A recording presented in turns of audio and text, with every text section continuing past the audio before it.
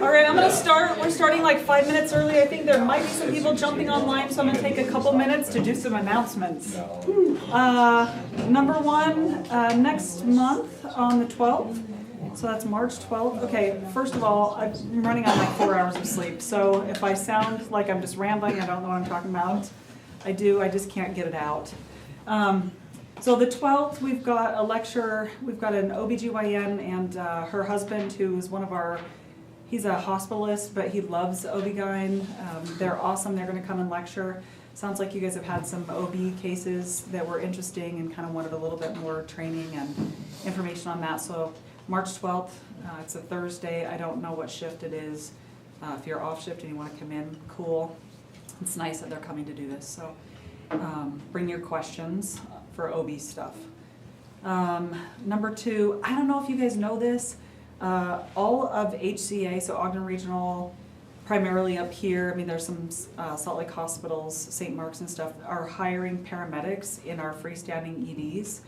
I think right now we're still only hiring, I think we've mostly hired up, but I think we've got 2 like PRN part-time kind of positions. No idea what the pay is. We've hired a few good people. I probably shouldn't say anything. I think a few of the people we've hired just don't have a ton of experience. And I'm like, man, why didn't you come to us? Like, you know, Dr. Groh and I, we've got a good bank of people that we could like recruit. Anyway, so if anyone's looking for a part-time gig, which feels like everyone always is, that's a possibility. There's the one that's in Syracuse and then there's one up in Pleasant View. And the primary goal for the paramedic on these shifts, you'll be able to pass meds, you'll be running point-of-care labs, but mostly they're kind of in a respiratory therapy / airway role, running vents, which is perfect for you guys because you guys already know how to run vents, which is why I'm a little bit worried about hiring people that don't have experience. And anyway, because vents can be tricky. So if you're interested, HCA said even if they have hired for those last 2 spots, they'd love to have applications. I know one of the guys that we hired is actually going to medical school in the fall. And so there's definitely going to be some turnover. So just putting a plug in for that because I trust you guys and would love to have you there. Anyway, are there any other announcements? Roxanne, did I hit everything? Yep. Okay. All right. So today we're going to do an M&M. So M&Ms, we do this in medicine all the time, and I don't know if you guys are familiar with this term. We're going to kind of go over what an M&M is. And can you see with the dark and the light kind of switched on this, or do you need the lights down? I'm going to change it for you. Okay. Sorry, I went dark today. Perfect. Okay. So M&M stands for mortality and morbidity. So we're talking about cases where there's a death, there's an adverse outcome. So real case review, we're looking for opportunity to learn from cases, improve patient care moving forward. It's educational, so there's some kind of educational points that I pulled out of this case that we're going to review. But we also want to support a culture of openness, and I think you guys are pretty good about that. And I love that. I mean, when you're on, just sitting at the station, just reviewing crews, I think you guys do a good job with this already, but they asked me to review this, so hopefully it's helpful. We can just kind of be open. So what an M&M isn't is an outlet to just place blame, okay? It's not meant to be personal. It's not an opportunity to Monday morning quarterback your buddies and, well, why the hell didn't you do this? You totally should have done this, because in hindsight, all things are 20/20, right? And so trying to understand, where they were at, what information they had, is important. And we're really trying to solve systems level issues, not punish individuals. So just keep those things in mind as we go through this. Okay, I came across this quote and I really love this, probably because I can identify with this really well. So there are patients that I've had in my head that will always be with me for one reason or another. They are the guiding beacons in what I learned. Their faces are in front of me. I carry those, both my success and my failures, and my guiding principles of what to do better next time. I identify with this totally because as I look back on my experiences in medicine, a handful of cases that I could tell you every single detail of the case, usually because they didn't go well. And if I talk about them for too long, it starts to hurt me inside and I might get emotional. Because they're just cases that were hard, cases that really struck me emotionally, where maybe I didn't feel like I performed my best, or I was missing some information and I wish I would have had it, things woulda, shoulda, coulda, that kind of scenario. But we all have those, and so the idea behind having those in us is just to make sure that we're using those feelings in a positive way to propel us to improve generally and not drag us down and let us feel sad and not be able to progress. So, all right, so our objectives in this case, we're going to review the case. We're going to talk about some issues, discuss some ways that we can improve, and then we're going to have some topic-focused discussion and education also. All right, so here's the call. This is in December, the Home 2 Suites Hotel, 32-year-old male, 23 Charlie, overdose. EMS got called at, I think, 16:03, staged for a little bit, but got there not that long later. So this is all pulled kind of from the Image Trend printout. So chief complaint, alcohol, primary symptom, global weakness, and I don't know how this is that you guys enter this in. I'm imagining this is like a drop down from like a box that you're picking, so it's kind of generic. Felt like the acuity was green. Vital signs were okay, blood pressure kind of on the low side for a 32-year-old guy, blood glucose okay, and GCS of 12, primarily for speech, and then motor got docked 1 as well.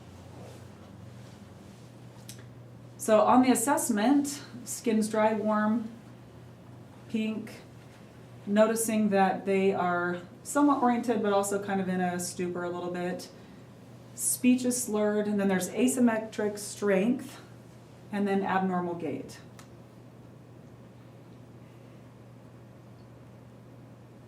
I don't think this is what the guy looked like, but we won't look at it for too long because it's kind of gross to look at. But so EMS arrived at the hotel. This is like cut and pasted pretty much from the run sheet. Made contact with the patient who was in left recumbent in the bathroom, semi-alert and able to answer questions with a GCS of 15, was incoherent but did not appear to be in any obvious distress. We recount the skin again, airway intact, defecated himself and was naked, unsure as to how he ended up in the bathroom, was able to speak simple sentences but would not divulge any further information pertaining to why he had an entire bottle of whiskey. So you guys were awesome in trying to keep his privacy with a sheet, stood him up, set him down on the stretcher, wheeled and loaded the patient to the ambulance and started bringing him to Davis, canceled medics on scene. And I'm not sure if that's medics were actually on the scene or they were en route, if they encountered this patient, I'm not totally sure. You can enlighten me in a minute if you want.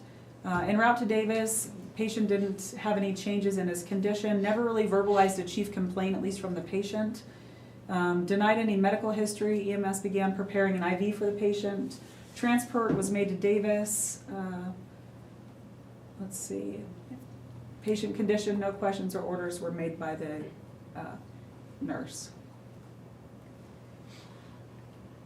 So upon arrival, the patient was unloaded, wheeled into 17, sheet transferred onto the hospital bed, and verbal report was given. Hospital signature was obtained as the patient was intoxicated. So here's your scene times. So it looks like about 8 minutes on scene, about an 8-minute transport, so about 16 minutes total of patient interaction, so not very long.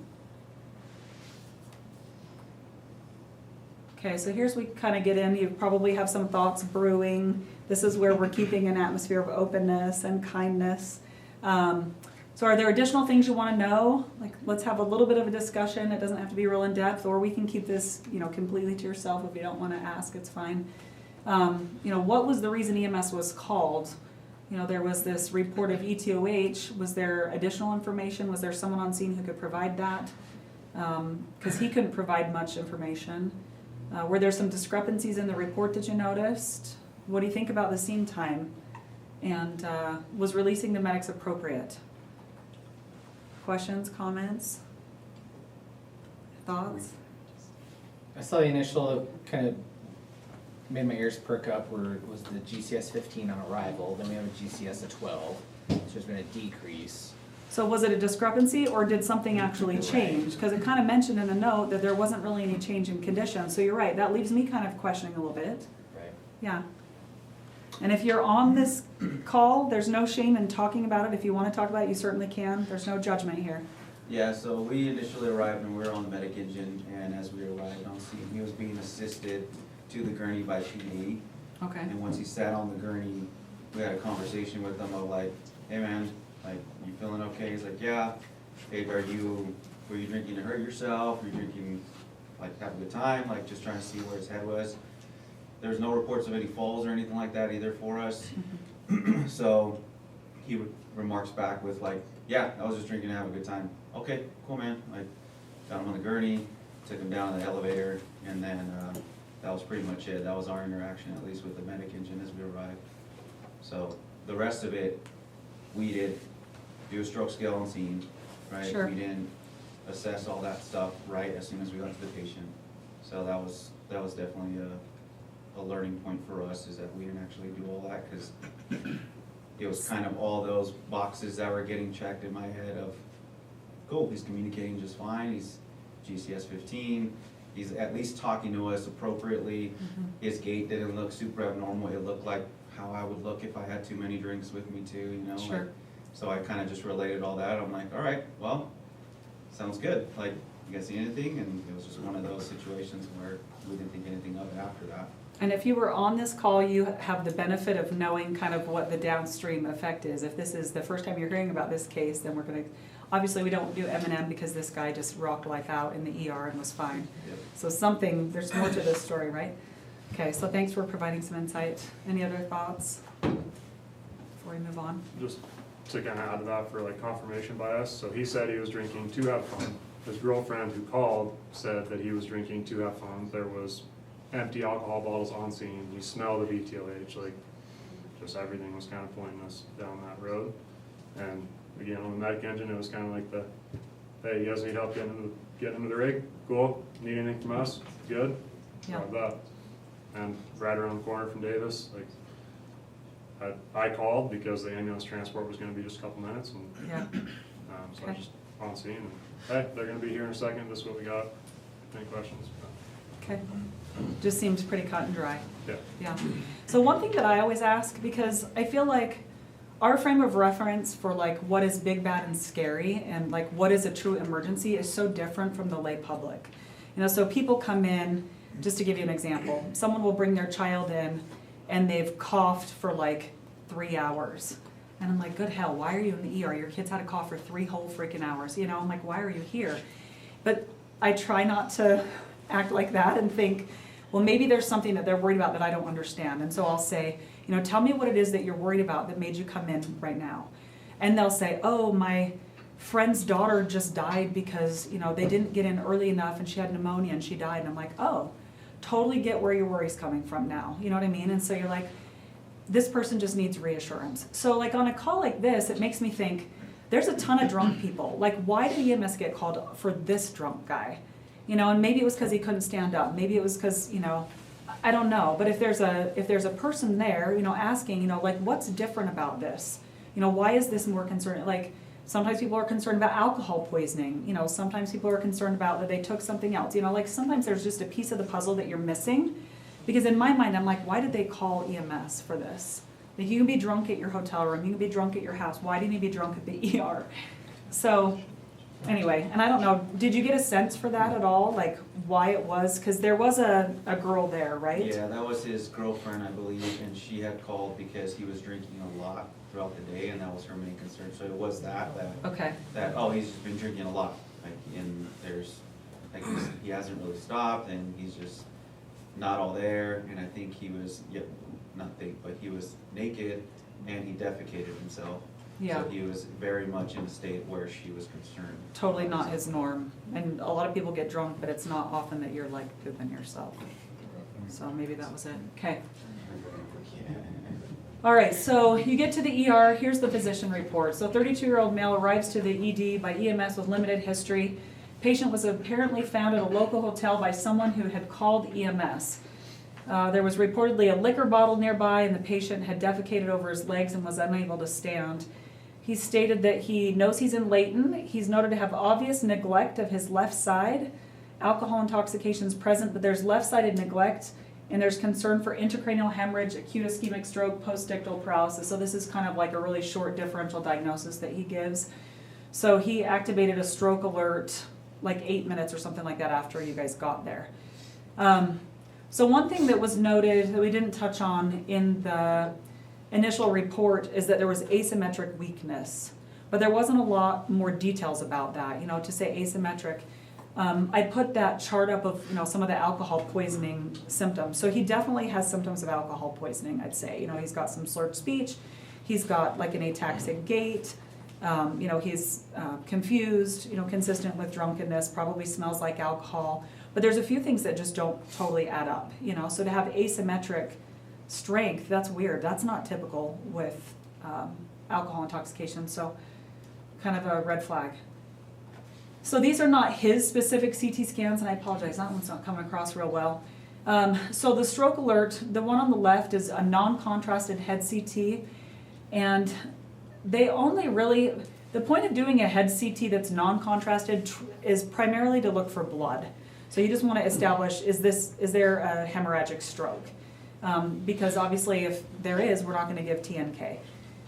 But on rare occasion we see this hyperdense blood vessel, and we really only see that with a large vessel occlusion. So this guy had an LVO in that right middle cerebral artery. This is an angiogram and just kind of shows the same thing. So here we're looking for essentially like a deficit or a filling defect where that artery should be there, you don't see it. So Davis used to be a stroke center for LVOs. We actually have switched that under Common Spirit, so we're not doing LVOs, right? Are you my stroke person now, Randy? I'm a trauma Your person. trauma? I never remember who does what. But we still want you to bring all of the strokes to us, and we will get them to higher level of care. We can initiate, you know, TNK and things like that. So. For sure. And we're working towards, they're Getting working it on again. contracts and all that, so. Yeah. And your next closest stroke center is going to be Ogden or McKay or clear down in Salt Lake, you know, and so I think it is reasonable to stop by and we'll stabilize and start the process and get the patient where they need to go. So we work with the U of U on LVOs and all of our stroke stuff, so all of our stroke neurologists are from the U, and so they're great to work with us and we get patients down there pretty quick, so. All right, so just a reminder kind of the anatomy here. So middle cerebral artery is here, kind of comes off what's not shown, which is the internal carotid artery. And let's see, I don't know. Yeah, here we go. So same thing here. So here comes the internal carotid artery, breaks off into the middle cerebral artery. And this is the M1 segment, so I think that said there is M1 and M2. Later imaging showed that it was in the ICA terminus, which is like up here, kind of where the internal carotid artery turns into the middle cerebral artery. But over here in the yellow, you can kind of see where the distribution is that is going to be affected by that sort of an infarct. So it's actually a fair amount of the brain. Hemi neglect is kind of a weird thing. There's not a lot of things that will make you just neglect half of your body. And so I don't know if you guys ever learned, like one way to check for this is you have someone draw a clock, and these people will only draw half of a clock. Like that's weird. So it's this weird phenomenon. So it happens because primarily within large MCA stroke, because the right hemisphere is dominant for spatial attention. So you don't see this with left-sided strokes. It's really only with right-sided strokes. Damage to the right parietal lobe, temporal parietal junction supplied by the MCA eliminates attention to the left side, and the left hemisphere just can't totally compensate for that side. So if you see this, it's pathognomonic for a stroke, and usually a pretty substantial one. All right, so feedback from the U. So this guy ended up getting TNK at Davis and then got shipped quick. And I don't know if this patient flew or if you guys transported them. Do you guys know? Sorry that I don't know that. I should have asked Carla maybe. Anyway, you would have transported them the same day. I think Chief Cook said he got flown. Okay, and I'm not surprised because he was pretty unstable, especially after getting the TNK and stuff. So this guy had intermittent alcohol use, no vascular risk factors. So they kind of recount some of the information, and it's always hard because you guys don't have the benefit of time and information. You guys are working on super limited information, and sometimes we are too, and then, you know, the story kind of unfolds later, and that's what happened. So he had developed this left-sided weakness, headache, and vomiting after intercourse. His initial stroke scale was 12 and then worsened to 14. Imaging showed tandem right ICA terminus and M1 occlusions like we talked about. He got TNK at Davis, and then when he got to the U, he got a thrombectomy with intraarterial TPA, and then essentially remained stable. So this is his repeat neuro exam, like I don't know how many days, a few days after all of his procedures. So had mild dysarthria. We're going to talk about dysarthria in a minute. Left-sided facial weakness, moderate. Could move his left upper arm kind of on a plane without gravity included, but couldn't move against gravity. And then his left leg, when he tried to move it, they could just kind of see the muscle sort of flicker and move a little bit, tense up a little bit, but couldn't move it. On coordination, he just couldn't perform. This is finger to nose and heel to shin. These are like coordination tests when we're testing like cerebellar function. But he couldn't really do those because he just was too weak to even lift up his arm and move his leg to do those. So we always do additional stroke workup. I mean, he's a 32-year-old guy. Like, why did he have a stroke, right? That's a weird thing. So they looked to see if he had any holes in his heart, a PFO. He didn't have any AFib. AFib can obviously predispose to strokes. For those of you on testosterone, I had a long conversation with a guy from California last night in town whose blood levels were super high. Some people need testosterone, I get it, but make sure your doctors are talking to you about the risk. Just like women that are on birth control can have increased blood clot risk, testosterone does the same thing. And I have taken care of guys. Stays in this room. I had a 44-year-old guy who was really sick, laid in bed for like a week, didn't drink anything, super hypercoagulable, came in. I thought he was like, I just thought maybe he was faking. Like, I didn't know. I mean, I think the same thing you guys do. I'm like, is this guy full of shit or is he real? And I did one of these numbers to see what would happen, and his arm whacked him hard in the face, and I felt so bad. But he was having a huge stroke. And I'm sure it was because the testosterone just makes you really hypercoagulable. So be careful. Sometimes bloodletting is still a thing, so go donate blood. If your body's looking a little bit red, it's probably because his blood's kind of thick. Just saying. Okay. So they did a spinal tap. Everything looked fine there. Checked for autoimmune causes. Checked for malignancies. Even did like testicular ultrasound to make sure he didn't have like testicular cancer, because cancer conveys increased blood clot risk.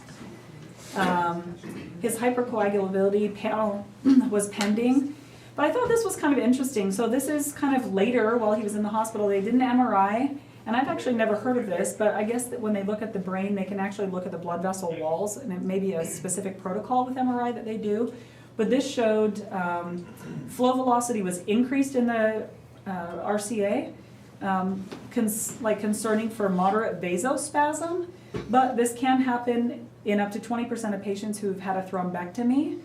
We're going to talk more about vasospasm. So, I mean, you think about vasospasm, that also happens in the heart. Vasospasm equals decreased blood flow to whatever is being perfused by that blood vessel. So, kind of interesting. All right. Postcoital after sex for the youngins in the room. So, patent frame of O'Valley is a cause for this after, like, have a stroke after sex. So they checked for this with the echocardiogram to make sure he didn't have a blood clot or a patent foramen O'Valley. So this is the paradoxical embolus. Typically, if you get a clot in your leg, it's going to go to your lungs, not your brain. The only way it can go from your legs to your brain is if there's a hole in your heart. So that's what they were checking for there. Subarachnoid hemorrhage. I mean, obviously our blood pressure can raise when we're, doing stuff. That can cause a brain bleed. So then there's this other thing, and I really hadn't heard about RCVS until probably a couple of years ago, so I don't know if this is just something we're learning more about or there's just more awareness.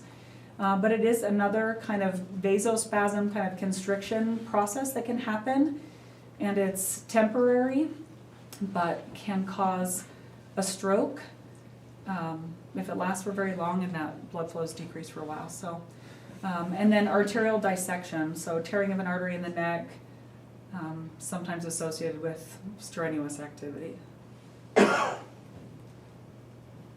Okay, any questions, thoughts right now before we kind of move on past the case? Okay.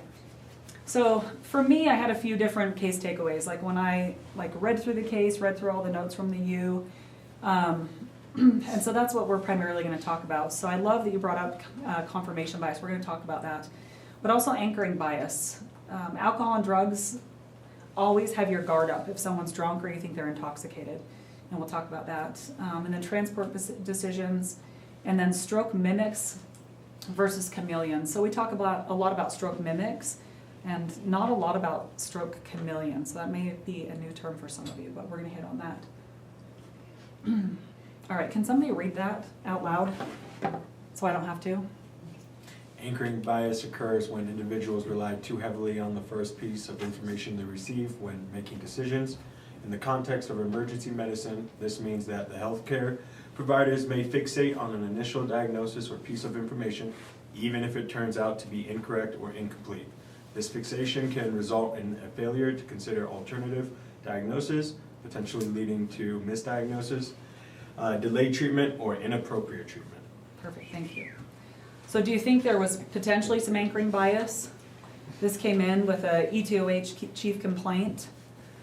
I mean, there's only 16 minutes to really contemplate a differential on this for sure, but something to consider. So our job in EMS and in the ED is to really consider badness and rule out badness. You know, we talk about sick or not sick, you know, and as the patient, you know, we kind of lump them into one of two categories. Sometimes that's hard right out of the chute, but having a high suspicion is super important. So when I was in residency, one of the things that we always had to present to our attendings was our differential diagnosis. And I think most of you, I don't know if they teach this in EMT or advanced, but definitely in paramedic school you're learning. Are you learning differential diagnosis? Okay. So, and some people are like, well, we're not diagnosticians. Yeah, you are. You know, you're not confirming your diagnosis, you know, a lot of the time, but you are diagnosticians. So I want you to be thinking about this. Now, when I had to list this for my attendings, they always wanted it, the things that are going to kill you the fastest at the top of the list. So if you get somebody that comes in with chest pain, you're not like, well, it could be heartburn or anxiety. No, this is, you know, MI, PE, pneumothorax, you know, all of, you know, pericardial effusion with tamponade, or, you know. So you're going through all of these things first. And once you've kind of taken those off the list, and you're like, well, I don't think it's that because their heart sounds are fine, or they're actually breathing fine, or, you know, so kind of systematically you're kind of going through that differential diagnosis and taking things off the list. So I always tell my family when they call me, you know, that I'm trained to think worst case scenario. That's how we're trained. And so I always tell them, you know, there's a good chance if you call me for medical help, especially if you're not next to me where I can evaluate you, I'm going to tell you to go to the ER because it's just not worth it. Because my brain goes to, it could be this, you know, so always think like that. And it helps you to keep an open mind. So it's hard. Common things are common. Another thing that we talk about in my world, and they are. I mean, if you come in with a cough and a runny nose, like most likely it's just going to be a viral illness. But sometimes it's a weird fungal infection. So they always say, when you hear hooves, think horses. But sometimes it's a zebra, even though we live in Utah. So just remember there's some weird stuff out there. Frequent flyers. This is a big pitfall because these people have real disease. You know, some of it they've kind of done to themselves because they're like over-consuming healthcare, which is actually kind of a risky thing. We do a lot of really invasive things to people and can cause harm. And so really have your suspicions up, you know. If Preston Fain calls, you know, and he needs a ride to the hospital, like you have to consider, you guys all know him, right? Oh. Okay, maybe not. He's nice if he's medicated. I'll say that.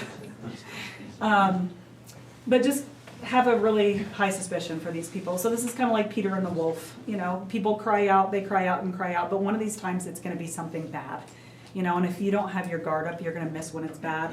And it's not going to be them that loses, it's going to be you, because you're going to be the one with your chart up on the screen in a courtroom trying to explain why you were like, well, this person's here all the time. We just weren't that worried because they call all the time.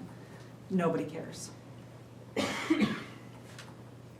So this is kind of an anchoring bias point for me. People come in and they're like, oh, my ovary hurts. And I'm like, I hate when people tell me that.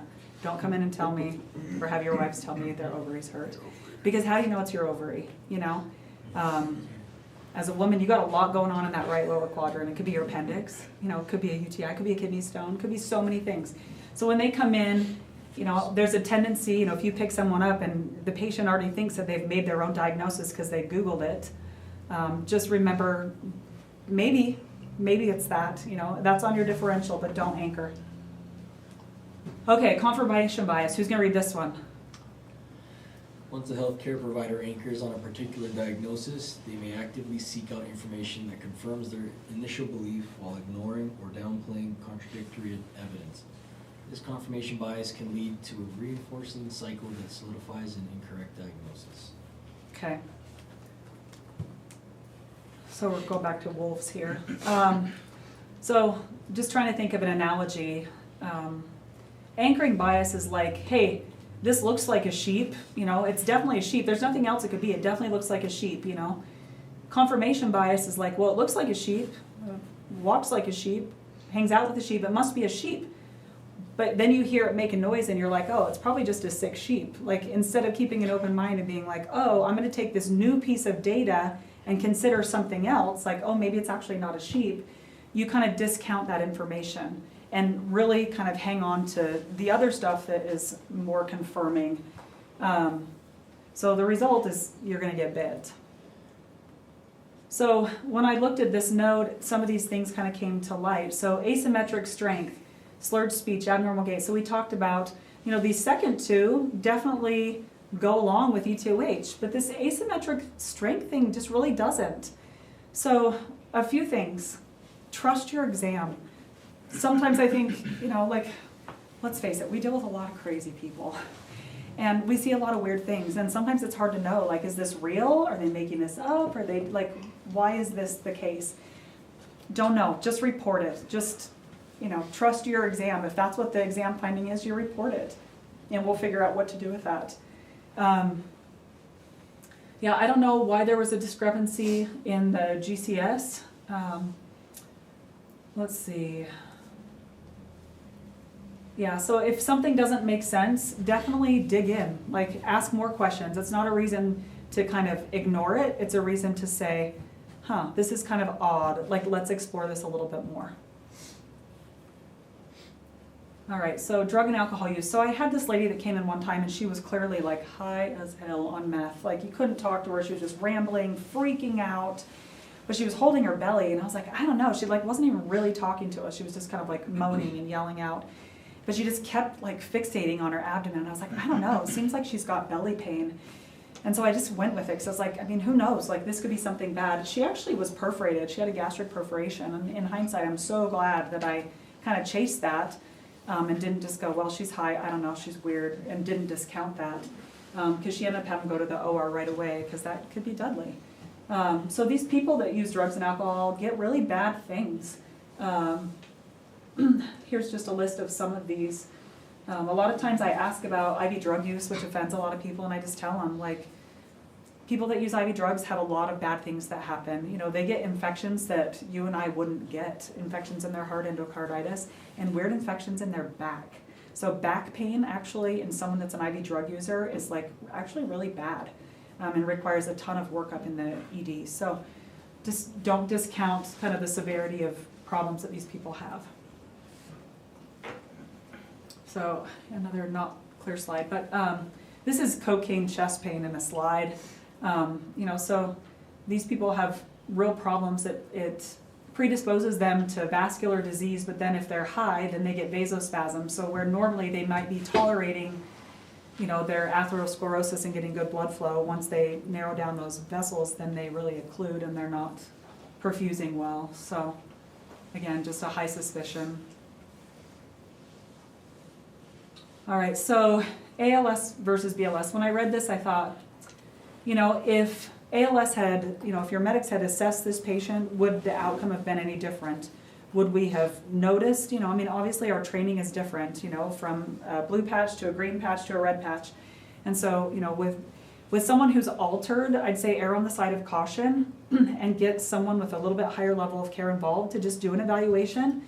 And if they want to cancel, then fine. And if they want to transport, fine. But I will tell you, this has kind of been a trend that I've seen, not necessarily with your department. We're talking about with this case, but lately, like 80-year-olds with a heart rate of 130, like, well, that's AFib RVR all day long.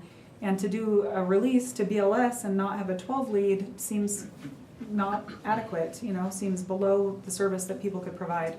I've had a couple cases lately where I'm like, really, this was a release, Another one where it ended up being an NSTEMI. It was a chest pain. They came in, no IV, no nitro, no EKG. I was like, what are we doing here? Just because this person was in their 50s, well, they have a history of heart attack, So do the work, make sure that you're serving your patients the best that you can. So as I was just kind of getting ready for this case review, I came across this. This is actually from November of 2025. This was an article in the BBC in England. And this was another case. Actually, EMS left this like 20-something-year-old at home because they were like, he's just drunk.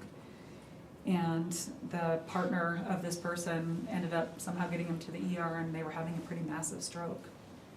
So just know that you're not alone. This is, like we're all kind of in this together, and sometimes we miss stuff.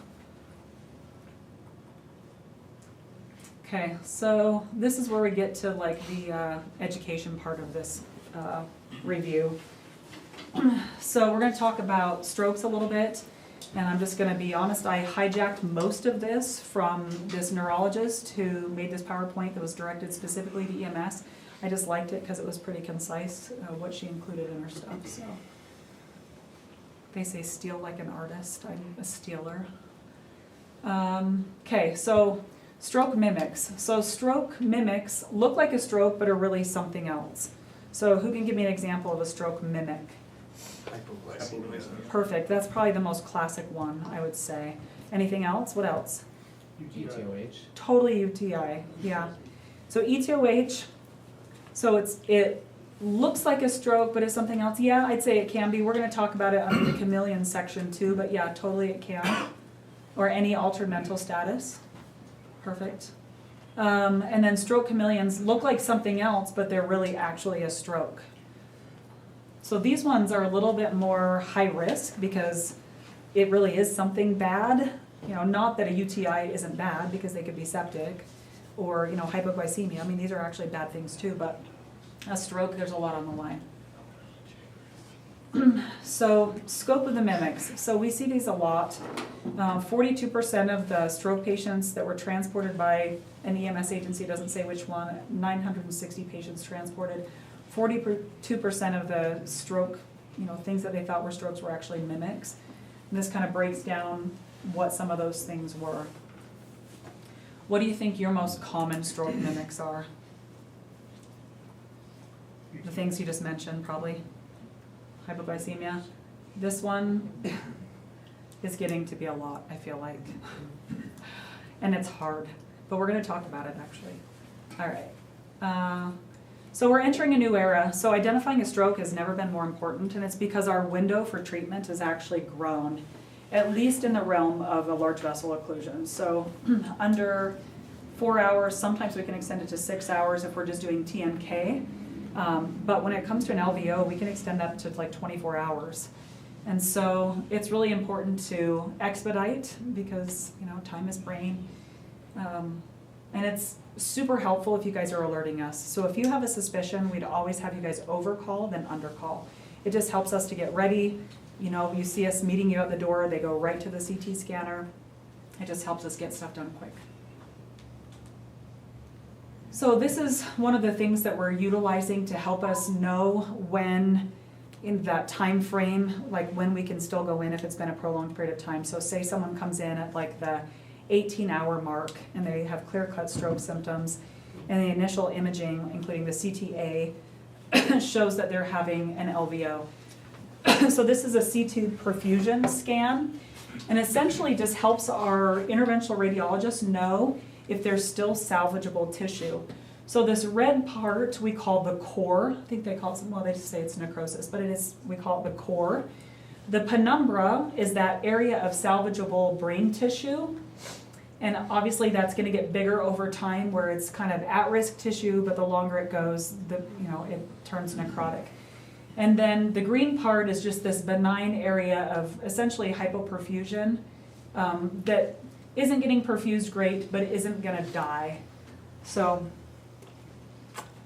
usually if it's a prolonged time, the radiologist will say, yeah, grab a perfusion scan, and then we'll make our decision based on that. All right, so predictors of stroke mimics versus odds of an actual stroke. So decreased level of consciousness. Most people that have a stroke don't have decreased level of consciousness, maybe unless they've been laying there in their stroke state for days or something, and there's other reasons that they're that obtunded. Normal eye movements, sometimes people will get nystagmus with a stroke. Cognitive dysfunction, again, it doesn't usually affect your ability to function. Speak, yes, that's different. Females, because we're a little bit cray-cray. Younger age, less likely. And then risk factors is going to be more common for a stroke. AFib, high systolic blood pressure, or diastolic, greater than 90, sorry. All right, so we talked about some of these mimics already, and we're going to go through a few more of them here.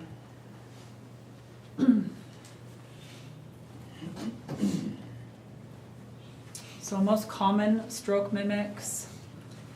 So seizure, we didn't really talk about that one, but seizures are hard because a seizure can happen and look like a stroke, maybe if they're postictal, but people can also have seizures because of a stroke.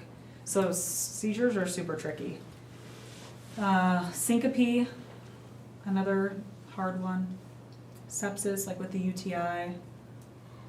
Functional is a term, we'll talk about this in a little bit, but the term functional is what everybody thinks of as like a pseudo-seizure. We used to call it pseudo-seizure, then the name changed to conversion reaction. It was kind of this umbrella diagnosis for a whole bunch of things. Can be abnormal movements, can be catatonia, or seizures. Now they call it functional neurologic syndrome or disorder. Tumors, you can read these. This is a really interesting one, this transient global amnesia. Had a patient, or one of the kids in your class's parents had this. He was really worried about him. I had a case of this recently, and they come in and they just have total amnesia.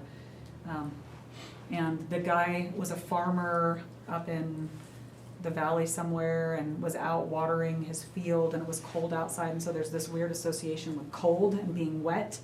So like think about like some of these weird movies you've seen, like Jason Bourne, where they're like coming out of the water and all of a sudden they have no memory. That's actually kind of real.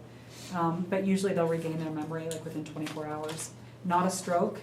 It's super weird and freaks people out. Okay, Todd's paralysis. Have you guys heard of this? So Todd's paralysis is a paralysis period after a seizure. This guy discovered this a long time ago. I think he's Irish. So it can be brief or prolonged. Can happen with any kind of seizure, epilepsy, alcohol withdrawal, anything like that. So unless you witness the seizure directly, it's hard. It's going to look like a stroke. Just call it, because you just don't know. And patients with epilepsy have strokes too, right? So we always love if you get their medications. Like this is huge. Like we don't care, bringing it in a tub, bringing it in a bag. Like we just like when you bring them in. And sometimes, I mean, we can't tell clinically. It requires advanced imaging to really know if it was a stroke or not. So complex migraines, these are also really hard because even though they're called complex migraines, sometimes you actually don't have a headache. But you can get weird symptoms, not being able to speak well, visual loss, hemiplegia, confusion. Most people with a stroke, again, remember, don't get confused. It doesn't cause a cognitive impairment. So that might be something that's a little bit off, but again, when in doubt, overcall. And these complex migraines are weird. One of my sons gets these, and he'll be like, yeah, Mom, I got this weird thing in my vision. And I took him to the ophthalmologist to make sure that, he agreed that this was probably an ocular migraine. And he felt like it was, but they do get these weird visual things that most people, like strokes don't cause this. So people can describe things like this top one is most consistent with an ocular migraine. Doesn't have to be bright colors, but they'll say, so something called a scotoma, like floaters or lights that are flashing, or sometimes part of their vision is kind of blurry, different than like, I can't see half. So these people can see, it's just blurry, right? So to say, you know, I can't see, like half of my visual field is out, like it's black, different. That's more consistent with a stroke. And so that's why on the stroke scale, we actually check visual fields, because that is more consistent with a stroke. This is more like ocular or complex migraine. All right, hypoglycemia. So we deal with this all the time. It's so important on stroke patients that we get this, just because hypoglycemia in and of itself is really an emergency. These people need sugar. And just having hypoglycemia, I mean, just that, knowing if they have that is, you know, I always tell people, we do testing if it changes our management. Like, for an example, like if you come in and you've had a sickness for 4 days, and you're like, yeah, I'm just really sick, like it doesn't make any sense to test you for COVID or flu because it's not gonna change what we do. So I try not to do tests if it doesn't change our management. It just costs money and exposes you to risk, you know, in healthcare. So this changes our management. If they have low blood sugar, we can treat them with that and not give TPA. TPA is, or TNK, high risk medicine. So if we can spare them the risk that comes along with that medicine, we're gonna do it. A few different conditions. I mean, obviously people can have this if they're on insulin, they're just not eating well. Kids are particularly vulnerable if they've been sick and have vomiting and diarrhea. You know, they can get hypoglycemia. They just don't have the stores sometimes that we have. Sulfa medications. So sulfa medications can mean antibiotics, so like Bactrim, which is trimethoprim, sulfa, methoxazole. But also medicines like glyburide. Those are a class called sulfonylureas, and those will cause low blood sugar. So if you see that glyburide, just know that. What about metformin? Can metformin cause hypoglycemia? Can it? Why not, Devin? I can't remember exactly. Does anyone know how metformin works? Trell, it's your birthday. Tell me how metformin I works. don't have to answer, right? Huh? No, you gotta answer. I'm putting you on the spot. It's got two functions. The one that I always remember is that it decreases your liver's, it stops your liver from undergoing gluconeogenesis, so you stop making new sugar. So you're not metabolizing your glycogen stores into sugar, okay? I don't remember what the other mechanism of this drug is, to be honest with you. Okay, that's okay. So it, Increase your insulin sensitivity, is that right? Yes. yes, that's exactly it. So it increases the cellular sensitivity to insulin so that you are able to get glucose in with that co-transporter. You can get the sugar in with the co-transporter of insulin, so it's just making the cells more receptive to insulin. So metformin will not cause hypoglycemia. The big bad side effect of metformin is actually lactic acidosis. So kind of a weird thing. But glyburide for sure will. So these are some other rare causes of hypoglycemia that you're not going to probably identify, but interesting nonetheless. So this is an interesting thing. I don't know if you guys have come across this yet. I meet people, you know, I'm always asking, hey, have you had any ibuprofen or Tylenol? You know, because they come in and they're sick, and they tell me, well, I have a Dexcom, so I can't take Tylenol. And I was like, really? Like, I didn't know that when the Dexcoms first came out, so the continuous glucose monitors.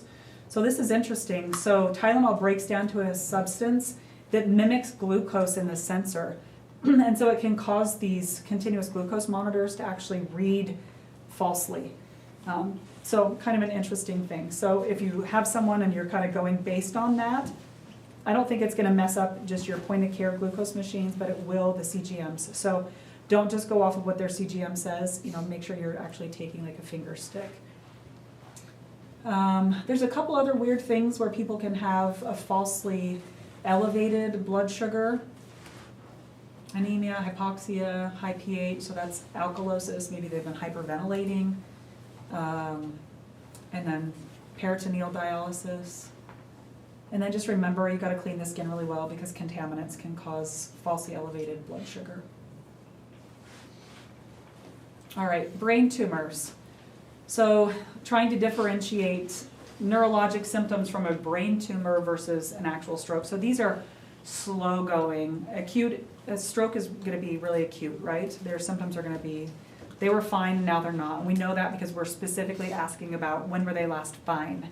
Not when did their symptoms start. Remember, we want to know the last time that someone saw them normal. Sometimes they do hemorrhage into the tumor. I had a horrible case of this during COVID of an 18-year-old girl who was in her bathroom getting ready for some school activity, and she just started screaming because her head hurt so bad, and then they called EMS, and when she got there, her pupils were unequal.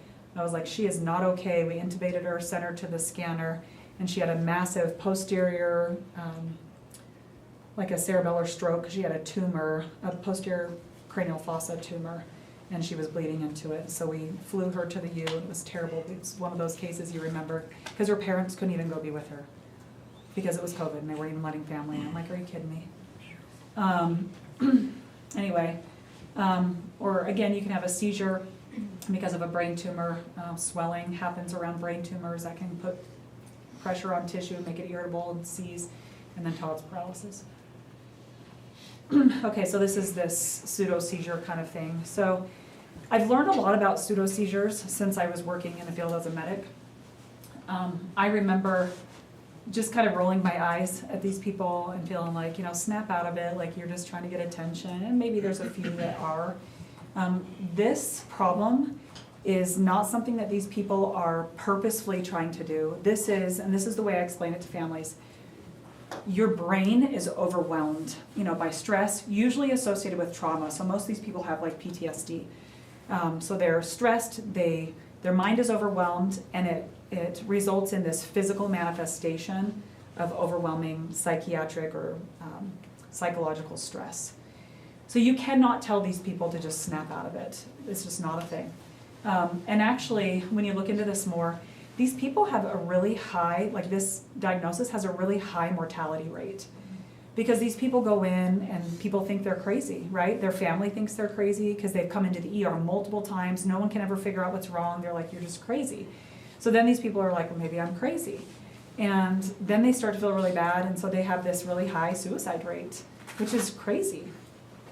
So just remember to be kind. One of the big things with this, like, there's not a lot of treatment options generally. The number one, important thing on the treatment algorithm is just awareness. Like, just knowing that this is a thing, that you can't just control it. And then the next treatment is counseling, therapy.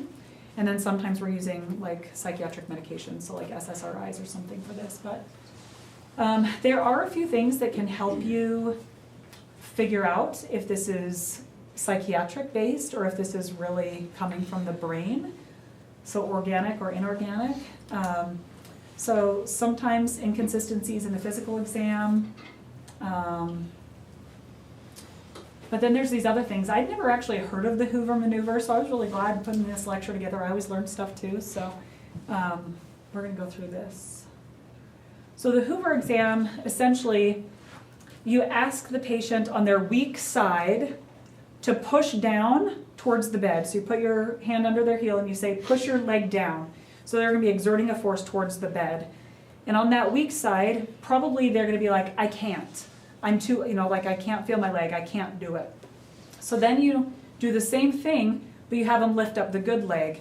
Well, because most of us don't have amazing abs, some of you probably do, but to do this, it's going to require a lot of extra muscles just to lift that side. And so you're going to engage your abs, and you're probably going to use some force even from some of those, your hip flexors on the other side. And so as you lift the non-affected leg, your affected leg is going to push down into the bed to kind of stabilize you. So that's the Hoover maneuver. And then drift. We all know drift. And these both have actually really good specificity and sensitivity for weakness. So we talk about pronator drift. So specifically, remember, you're going to be pronating. So if their arm just falls, but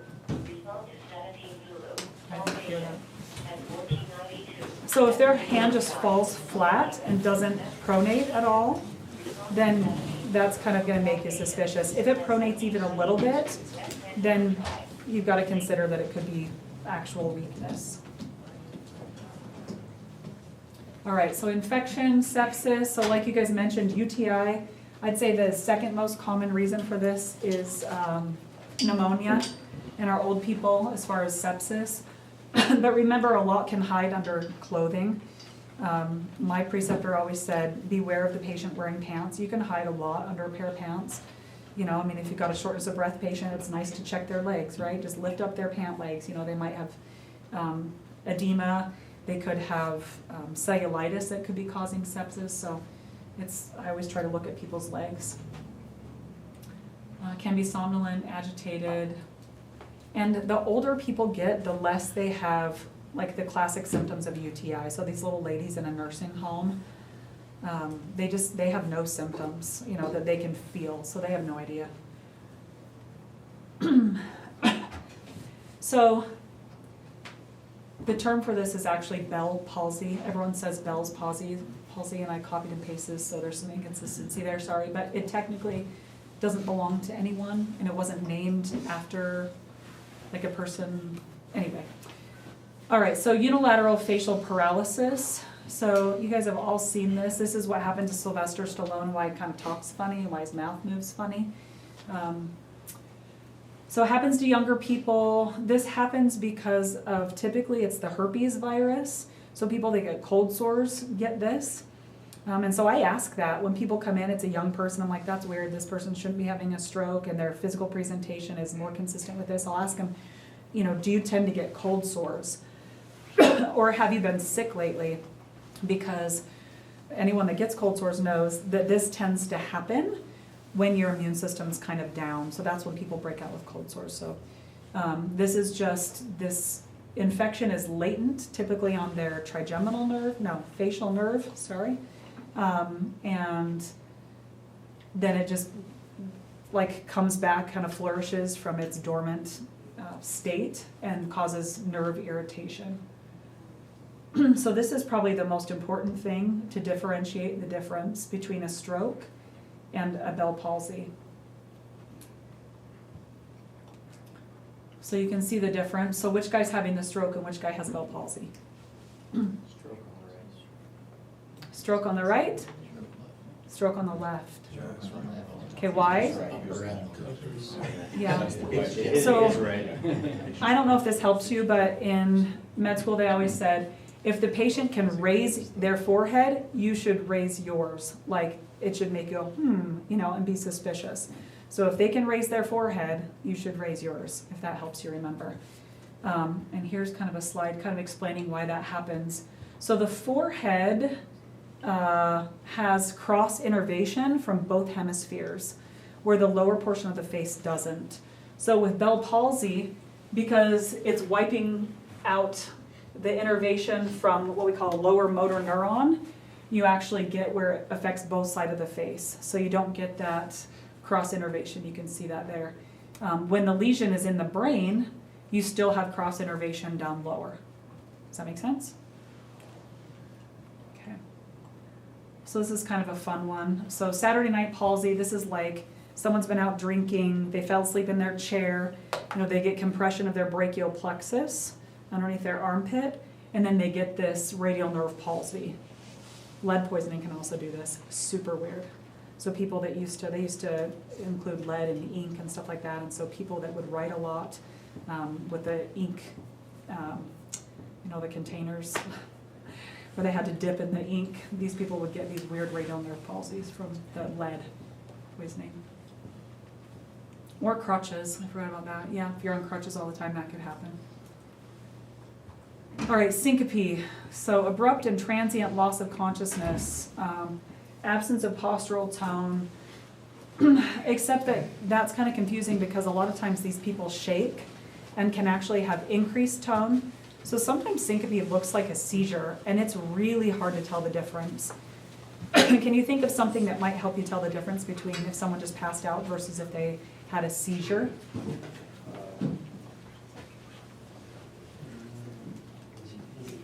Oh, I know I have water. I just talk too much. Thank you, Roxanne. Postictal state. Are people postictal after they pass out usually? No. They don't usually bite their tongues. They don't usually urinate on themselves.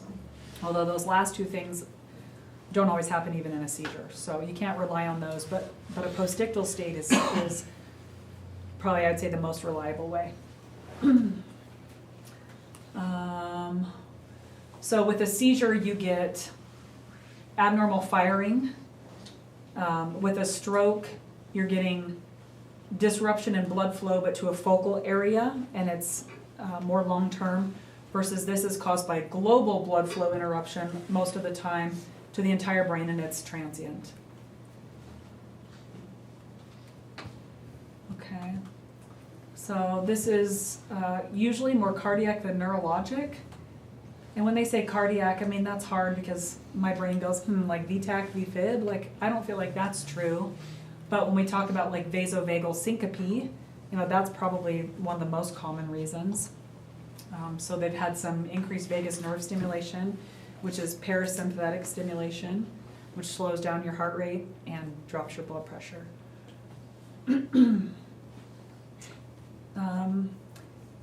A lot of these people who have more benign causes of syncope tend to have kind of pre-syncopal symptoms. So they felt nauseous, they felt hot, they got tunnel vision. They had some sort of warning symptoms. When people have like an abrupt dysrhythmia, there is no warning. Those people just go down.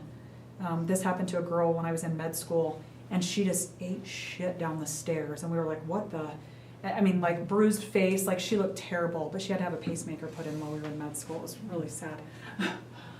So no warning. Situational coughing. Coughing can increase vagus nerve stimulation. All of these things on this list right here can.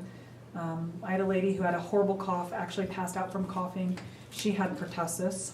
So that was kind of weird. Most people don't cough so hard that they pass out. She did. Okay, so now on to the chameleons. So these are not obvious strokes. So again, we're keeping a high suspicion for what could be a stroke. Usually BFAST negative. I like this. So BFAST is actually way better than the Cincinnati stroke scale because it helps to screen a little bit better for posterior circulation strokes, which are actually super tricky. They are a really hard area for us in the ED because we miss them a lot, and so people get sued a lot for posterior circulation strokes. So these people have weird stuff like balance problems. These people have nystagmus, where not all stroke patients have that. Posterior circulation strokes do. Are you guys doing something else for LVO? Like to look at for signs of an LVO? Okay. What is it? C-STAT. Thank you, because I thought there was something that started with a C. Will you remind me what that stands for? Do you know? C-STAT? Okay, I gotta look that up because I was trying to remember because I've included that in a prior lecture and then when I went to find it, I couldn't find it again. So it's important to screen for some of these things, including, if you think someone has such a big deficit that they could have an LVO because it may affect where you transport to.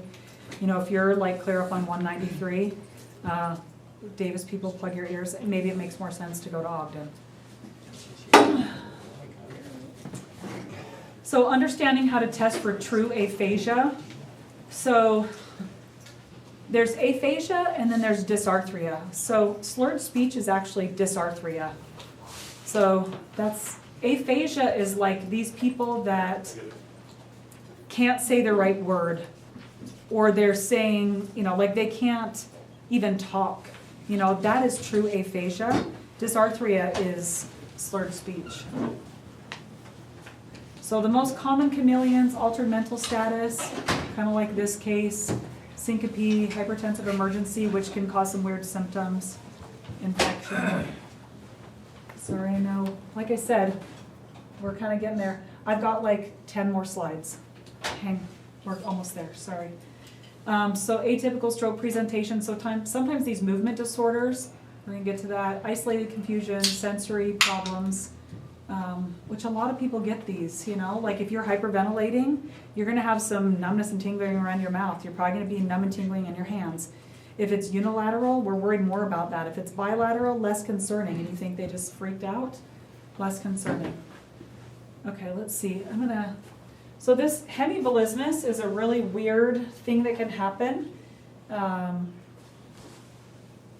that didn't work.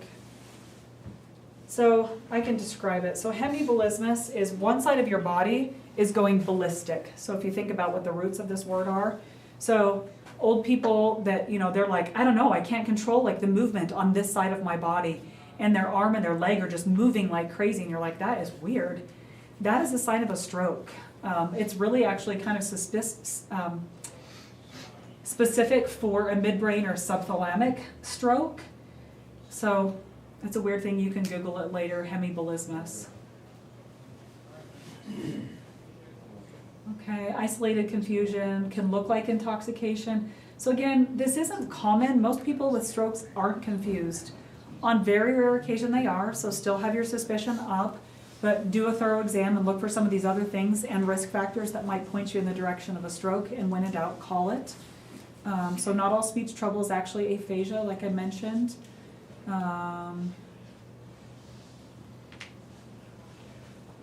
So people can get these weird isolated paresthesias where they just describe something as numb and tingly or painful. So trigeminal neuralgia is one. That one is the trigeminal, which is the 5th cranial nerve.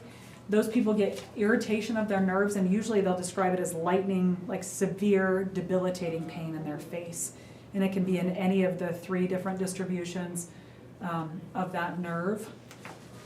But it can be if they're having some weird, sometimes it could be a stroke. One of my colleagues had someone that came in and their just one hand was kind of numb, and he ended up doing an MRI, which I was like, wow, good job, because I'm not sure I would have done an MRI on that. And it ended up being a really small stroke. So, key is sudden onset in a patient who has risk factors. And risk factors could be AFib, new onset that they don't even know about. So, overuse your 12 lead. So infection associated, sepsis can cause blood clots, and then secondary stroke. So like I said, my guy that, he had some risk factors for, hypercoagulability on testosterone, add infection, sedentary state, dehydration, and it was the perfect storm. Meningitis, infections that are in or around the brain can cause strokes.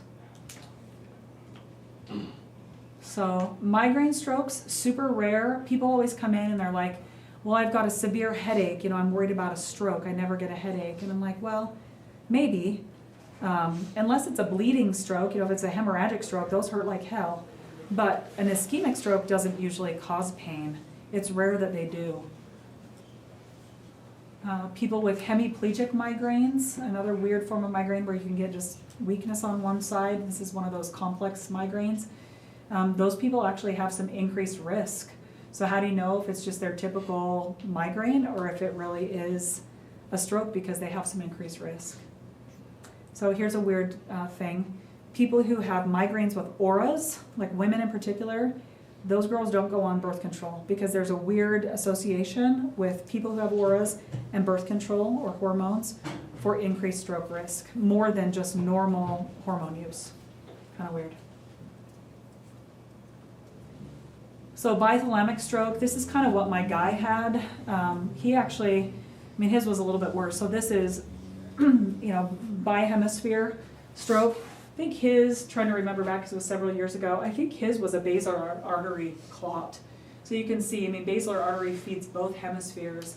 And so his symptoms were catastrophic. Like, he looked really good on his testosterone. He was buff and looked great, laying there, not able to speak or move. So I was like, I don't know if that was worth it, man. But you felt better till you didn't. Sorry, that's not very nice. So syncope, not usually a stroke, but you can get transient occlusion of the basilar artery, like what I showed there. Vertebro-basilar insufficiency. So dissections, like when these people come in and they have weird symptoms, I ask them if they rode the wild mouse at Lagoon. Worst ride ever. That's the one where you're jarring, every time it turns, you're gonna break your neck. that can predispose to like injuries to your vasculature, so. Sometimes stroke incidental, had the syncope from an arrhythmia that also caused the stroke. So, kind of talked a little bit about anterior versus posterior circulation. So these strokes are going to manifest with more, sensory and motor deficits, speech deficits, hemi-neglect, but those posterior and purple circulation strokes are more like vertigo. So people have a hard time saying, everyone says dizzy. Dizzy can mean lightheaded to someone, which is like presyncopal orthostatic. Dizzy can mean vertiginous, the room is totally spinning, and those people that are like puking and have the room spinning and just lay there with their heads like this and their eyes closed because they get way worse if they open their eyes. Most of the time it's something called BPPV, where it's just a positional benign form of vertigo, but sometimes it's a stroke. So remember, two things can be at the same time. You can have beautiful fall colors and it can look like the winter and be snow outside. Or it can be spring, pretty much, when it's really supposed to be the winter. So just remember, like in this case, this guy had a couple things. His alcohol wasn't actually that high. From my recollection a few months ago when I really looked into the case, I think his alcohol was only like 159, which is still high. But like we see some pros in the ER, so in the grand scheme of things, 159 is really, like 0.15, like that's not that high. Enough that he should be like shitting himself, you know what I mean? Like, all right, takeaways, we're so close. So anchoring and confirmation bias are really very real. Keep an open mind, consider possible diagnosis with the worst ones first, and trust your exam. If something doesn't make sense, dig deeper, don't dismiss it. Do a more thorough evaluation. Alcohol and drugs are bad, so watch for badness associated with these comorbidities. Low threshold for ALS transport, and beware of chameleons. And then I go back to this. So again, you're going to have these cases. For the crew that was on this case, it might be one of those times where you're like, I learned a lot on that case. I'm not going to miss that next time. It might stay with you. Our goal is to get better every single day, and we do that through our wins and our cases that are hard and that maybe we could have done better. And then I just always come back to this. I love this. Just keep doing what you do. What you do really matters. So this is the final saying on the podcast I listen to every week, and it's just a good saying, because I feel like we need to remember that what we do really does matter. So sometimes it feels like we're just grinding away and like taking care of people that don't give two craps and don't want to get better, but it really does matter. So that's it.